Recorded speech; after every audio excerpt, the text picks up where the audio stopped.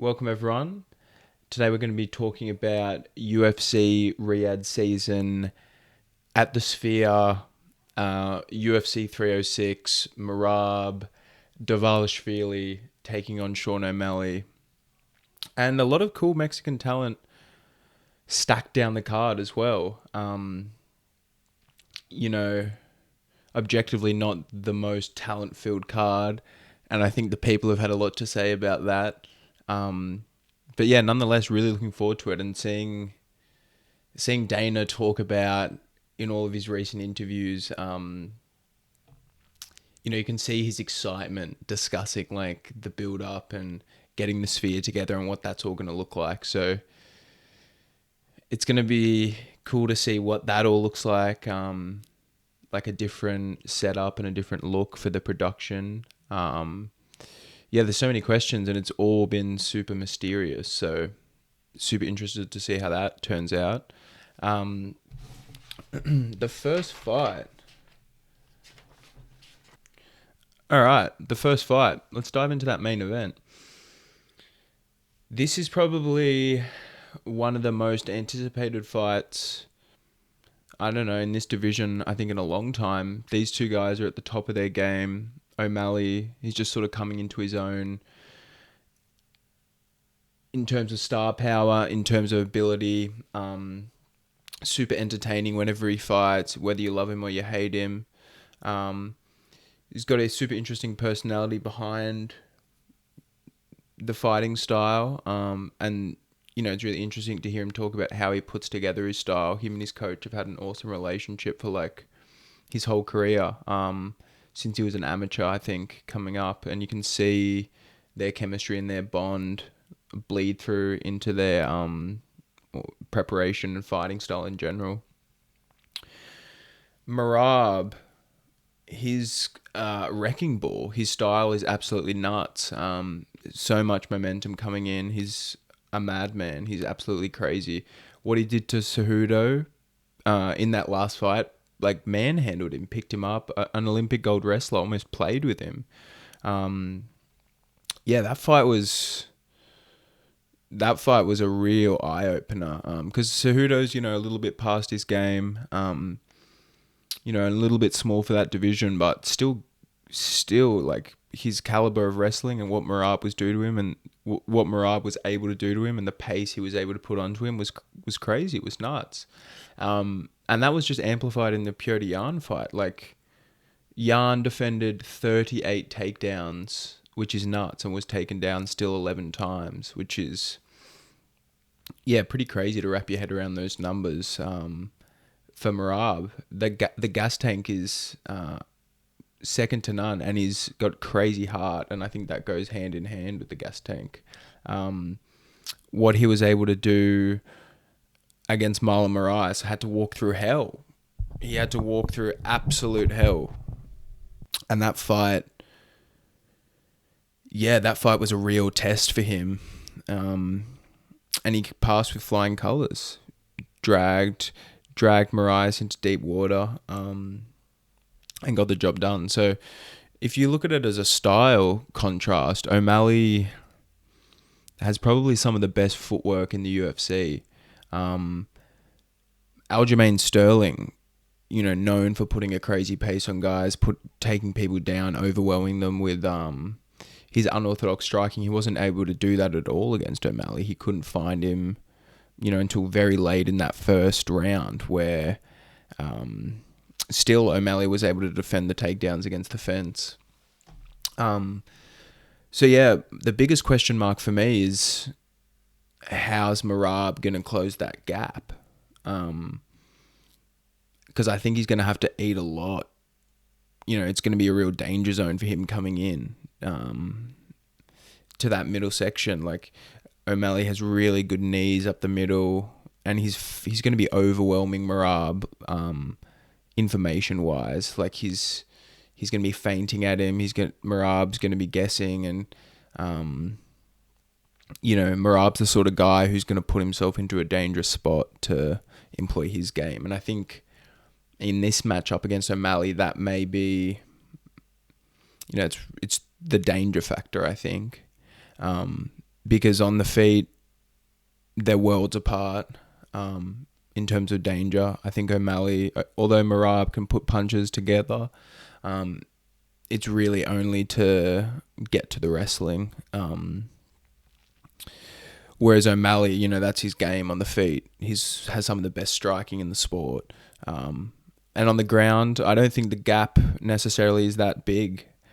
As big, as what it is on the feet. Like Merab, I think he will take O'Malley down potentially, but I think O'Malley has good enough A, wrestling, and B, jiu-jitsu to create danger and create it, not even submission potentially, but just enough danger to create scrambles through to the next position so he can work through and keep the fight moving. Merab doesn't have a lot of finishes, doesn't really have a lot of threat necessarily on the ground. It's more about the pace and, you know, what he's able to employ over 15 to 25 minutes. So we'll see. It'll be really interesting if O'Malley can find the shot to hurt Merab, you know, bad enough to end the fight. Because if Merab gets O'Malley tired, you know, he's going to be a lot slower. The footwork's going to start to slow down a lot, and then, you know, he'll be able to employ his game a lot more. So it's a coin flip, you know, it's a really interesting fight. I could see both guys. I could see a path to victory for both guys, and I'm super interested to see where the fight's going to play out. I'd actually really, you know, enjoy to see a little bit on the ground, because O'Malley is so untested there. We haven't actually gotten to see his striking or his grappling. Sorry, we haven't actually gotten to see his grappling on the ground. You know, and he trains with a lot of good jiu-jitsu guys. His coach has won ADCC, I believe, fought in the UFC as well in this weight class. So, you know, his coach, Tim Welch, is also a black belt. So, and just seeing training clips and footage of him and, you know, just his frame, like, and his creativity, I think he'll have some really cool stuff still up his sleeve that he hasn't shown us. So I'm interested to see if this is the fight that he can pull that out in. Because I feel like you know what you're going to get out of Merab. It's going to be constant pace, pressure. Whereas O'Malley, you know, is constantly raising the heights of what people, think that he's capable of. And I have a feeling that might play out as well in this fight. So yeah, super excited about the main event. Let's have a look further down the card. There's the trilogy, Grasso, Shevchenko, coming to a conclusion. They've just done The Ultimate Fighter. Can't say I watched any of that. Shevchenko's a little bit past her prime now. Grasso's sort of coming into her own. But that being said, I think Shevchenko still has all of the skills to make it a competitive fight. So whatever way that one goes, it'll be cool to see. Maybe this is Shevchenko's last shot at the title in this weight class. But yeah, she's still athletic enough and technical enough, more than technical enough to compete, I think. So yeah, looking forward to that fight as well.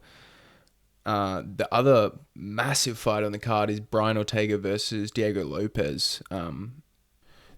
This fight should have happened on UFC 303, with Ortega coming in short notice, filling in with a full card of crazy switch-ups and change-ups. It was supposed to be this, McGregor Chandler.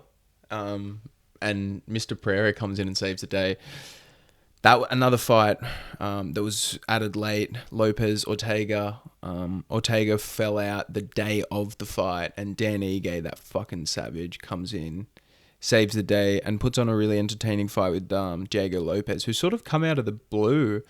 A really experienced guy. He's had a lot of fights. He had a fight on Dana White's Contender Series, a few years ago now, and he lost that fight. he lost that fight. It wasn't signed or anything, and then came in short notice and had a cracking performance against Movsar Evloev. And ever since then, he's looked, untouchable. It almost reminds me of like Charles Oliveira when he was on his streak up at lightweight. Just everything he touched was a finish. And Diego Lopez looks super dangerous, both on the ground and on the feet. What he did to Sadiq Yusuf, a guy who's really tough and been in there with some really experienced dudes, was able to dispatch of him very quickly from a really weird position. A short little uppercut in the clinch. But Brian Ortega has fought the absolute who's who of this division.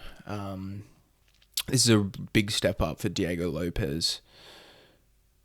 And especially because the style contrast, like Brian Ortega has some of the sickest and slickest jiu-jitsu, in the UFC, let alone this division. So, who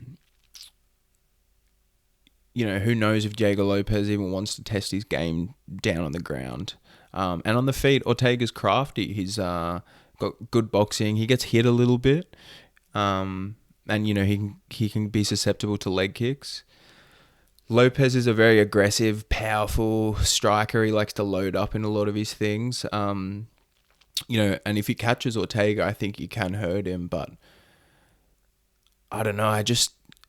It's another one of those situations where it could be a passing of the guard. But I think Ortega's just too crafty still. I think Ortega's too crafty, and he's been in there with the best. And just for that alone, having to adapt and overcome, like even in his last fight against Yair Rodriguez, he was getting tuned up on the feet in that first round, and stuck with it and found his success. And yeah, I think Ortega's going to show some people what's up in this fight. But, then again, I would not be surprised if it goes the other way. That's the crazy nature of this sport. Looking down the card, there's a lot of young Mexican talent and young Southern American talent coming up. Zelhuba Ribovic, that's a really interesting fight. Bahamundez and Manuel Torres, that's going to be a cracker. A coin flip of two absolute crazy strikers on the feet, just going toe to toe. Yeah, not really huge names that are going to jump out of you, but I think the main attraction behind this whole event is going to be the crazy nature of the one-off of the Sphere. Everyone only speaks about how crazy that building is to experience live music. So it's going to be really interesting to see how they put a fight in there. So yeah, that is UFC Noche Riyadh Season 306 at the Sphere. Really looking forward to tuning in. Thanks for joining me on the breakdown, guys. Looking forward to reacting to seeing all the craziness that went down. I hope you enjoy, and I'll talk to you soon.